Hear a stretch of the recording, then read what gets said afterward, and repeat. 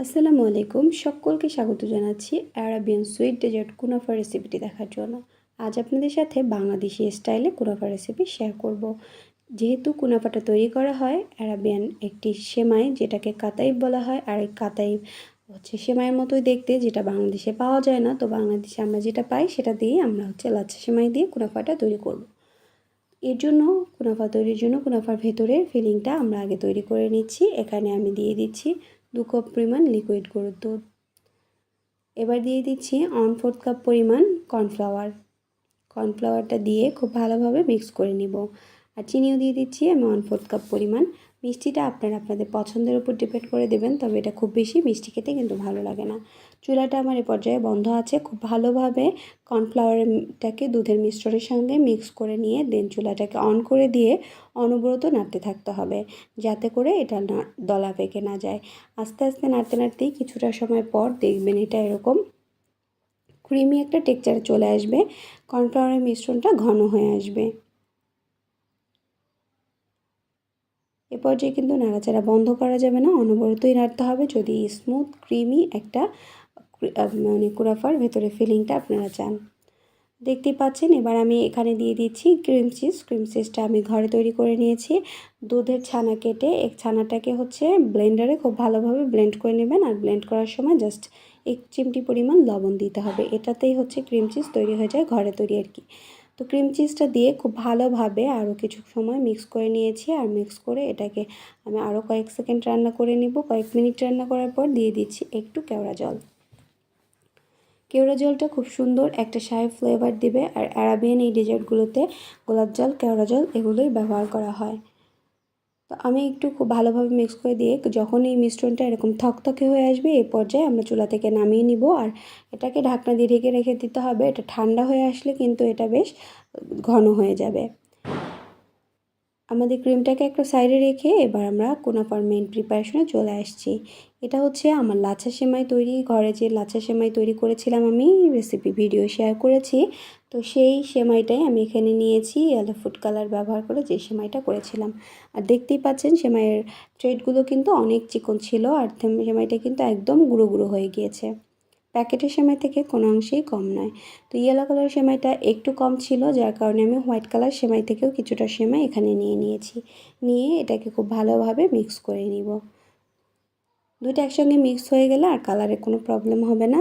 আপনারা চাইলে সাদা সেমাই দিয়েও করতে পারেন। এবার এখানে আমি 2 টেবিল চামচ পরিমাণ কুসুম গরম দুধের সাথে 1 চিমটি জাফরান মিক্স করে রেখেছিলাম। জাফরান আর এই দুধের মিশ্রণটা দিয়ে দিয়েছি সেমাইয়ের মাঝে। এতে করে সেমাইটা বাইন্ডিংয়ে খুব ভালো হবে। আপনারা যারা প্যাকেটের কেনা সেমাই দিয়ে করবেন তারা এ পর্যায়ে সেমাইটা যখন মিক্স করবেন কিছুটা পরিমাণ ঘি বাটার মিক্স করে নেবেন, এবং এই দুধের মিশ্রণটা অবশ্যই দিতে হবে। দুধটা আমি মিক্স করে নিয়ে অল্প পরিমাণ বাটার দিয়ে দিয়েছি, যেহেতু সেমাইটা আমি ভাজার পরে ঘি কিন্তু দিয়েছিলাম। আর যারা এখনও সেমাইয়ের ভিডিওটি দেখেননি প্লিজ আমার সেমাইয়ের ভিডিওটি দেখে আসবেন। দেখতেই পাচ্ছেন আমাদের ডোটা কিন্তু একটা বাইন্ডিংয়ে চলে আসছে। এবার আমি এখানে একটা 6 ইঞ্চি সাইজের একটা মোল্ড নিয়ে নিয়েছি, কেক মোল্ড। আর মোল্ডে আমাদের এই সেমাইয়ের মিশ্রণ থেকে অর্ধেকটা পরিমাণ মিশ্রণ আমি এখানে বাটির মাঝে বসিয়ে দিব। খুব সুন্দরভাবে চেপে চেপে বসিয়ে দিতে হবে, যাতে করে এটা খুব ভালোভাবে আর কি আটকে থাকে, সেট হয়ে থাকে। আর পাশের অংশটা একটু করে তুলে দিতে হবে, কারণ আমরা যখন ক্রিমটা দিব ক্রিমটা কিন্তু এই ফিলিংটা ভেতরেই দিব। এটা সাইডে যেন না লেগে যায়, সাইড থেকে যেন বেরিয়ে না আসে, এই কারণে এটাকে খুব ভালোভাবে চেপে দিতে হবে। আর পাশের অংশটা অবশ্যই তুলে দিতে হবে। নিশ্চয়ই দেখতে পাচ্ছেন আমি কিভাবে সাইডের অংশগুলোকে তুলে দিয়ে স্মুথ করে ঠিক করে নিচ্ছি। এখনও পর্যন্ত যারা আমার ভিডিওটিতে লাইক দেননি প্লিজ আমার ভিডিওটিতে একটি লাইক দিয়ে আমার চ্যানেলটি সাবস্ক্রাইব করে পাশে থাকবেন। পাশে থাকা বেল আইকনটি বাজিয়ে দেবেন, এতে করে আমার ভিডিওর সকল নোটিফিকেশন পেয়ে যাবেন সবার আগে। যারা আমার চ্যানেলটি অলরেডি সাবস্ক্রাইব করেছেন তাদেরকে অসংখ্য ধন্যবাদ। দেখতেই পাচ্ছেন আমি খুব সুন্দরভাবে দিয়ে নিয়েছি। আর আমাদের এই যে ক্রিমটা কিন্তু আমি ঢাকনা দিয়ে ঢেকে রেখেছিলাম, এটা অনেকটা ঘন হয়ে এসেছে। এর চেয়ে বেশি ঘন করা যাবে না, তাহলে এটা আবার আরও বেশি একদম হার্ড হয়ে যাবে। তো এবার আমি ক্রিমের মিশ্রণটা এখানে দিয়ে দিচ্ছি। আমি যতটা পরিমাণ তৈরি করেছি আমার ফিলিংটা সম্পূর্ণটা লাগেনি, এর থেকে কিছুটা পরিমাণ রয়ে গিয়েছিল। এই কুনাফাটা চাইলে আপনারা চুলায়ও বেক করতে পারবেন। চুলায় হচ্ছে প্রিহিটেড একটা হাঁড়ি দিয়ে ওটাকে প্রিহিট করে নেবেন ঢাকনা দিয়ে ঢেকে। তারপর হচ্ছে মানে কেকের মতো বেক করে নেবেন। জাস্ট 20 থেকে 25 মিনিট বেক করে নিলেই হবে। আমি কুনাফাটাকে ওভেনে বেক করব। আমি ক্রিমটা দিয়ে নিয়েছি, ক্রিম দিয়ে নেওয়া হয়ে গিয়েছে। এরপর হচ্ছে ক্রিমটাকে একটু স্প্রেড করে চারিদিকে ছড়িয়ে দিতে হবে, যাতে করে ক্রিমটা সুন্দরভাবে আর কি এক জায়গায় না হয়ে থাকে। আর অবশ্যই খেয়াল রাখতে হবে যে সাইডে যে অংশগুলো উঁচু করে দিয়েছিলাম ওটা থেকে যেন বেরিয়ে না যায়, তাহলে কিন্তু এটা পাশ থেকে বেরিয়ে আসবে। এবার হচ্ছে আমরা আবার উপরের দিক থেকে যে বাকি সেমাইটা ছিল সেই সেমাইটা দিয়ে দিব। সেমাইয়ের মিশ্রণটা এবার দিয়ে আলতো হাতে মানে চেপে চেপে বসিয়ে দিতে হবে, বাট বেশি জোরে করা যাবে না, তাহলে কিন্তু আবার ক্রিমটা বেরিয়ে আসবে। আমি আলতো হাতে দিয়ে নিয়েছি, দেখতেই পাচ্ছেন। সুন্দরভাবে স্মুথ করে দিয়ে আমি হচ্ছে কুনাফাটাকে ওভেনে 170 ডিগ্রি প্রিহিটেড ওভেনে 20 মিনিট বেক করে নিই। এবার একটা সুগার সিরাপ তৈরি করে নেব। সুগার সিরাপ তৈরির জন্য 1/2 কাপ পরিমাণ দিয়ে দিয়েছি পানি, আর 1/4 কাপ পরিমাণ চিনি দিয়েছি। চিনিটা এ পর্যায়েও আপনারা চাইলে আরও একটু বাড়িয়ে দিতে পারেন। তো আমি লাইট মিষ্টিটা পছন্দ করি, যার কারণে এখানে হালকা একটু মিষ্টি দিয়েছি। অপেক্ষা করব শিরাটা ফুটে আসা পর্যন্ত।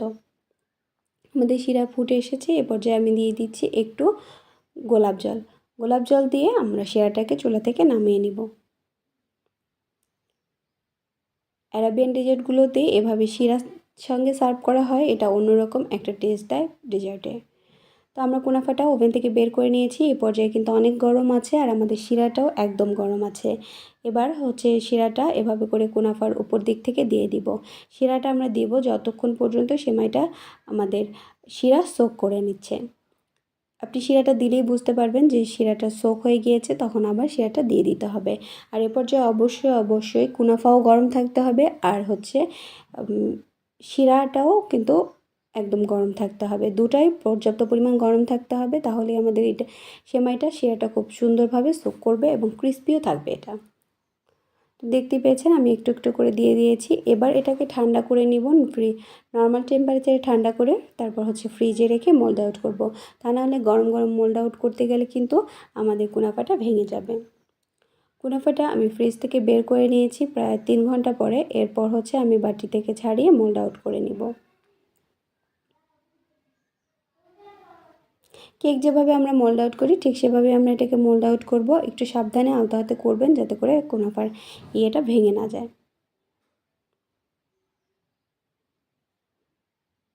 উপর দিক থেকে কিছু বাদাম কুচি আমি দিয়ে দিচ্ছি। এটা হচ্ছে খেতে এবং দেখতে দুটোই ভালো লাগবে, যার কারণে আমি এখানে কিছু বাদাম কুচি করে নিয়েছি।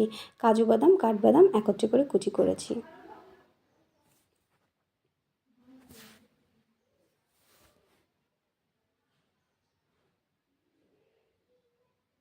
আশা করছি এবার ঈদে আপনারাও তৈরি করবেন এবং ফ্যামিলির সবার সাথে শেয়ার করবেন। ভিডিওটি কেমন লাগলো কমেন্ট করে জানাতে একদমই ভুলবেন না।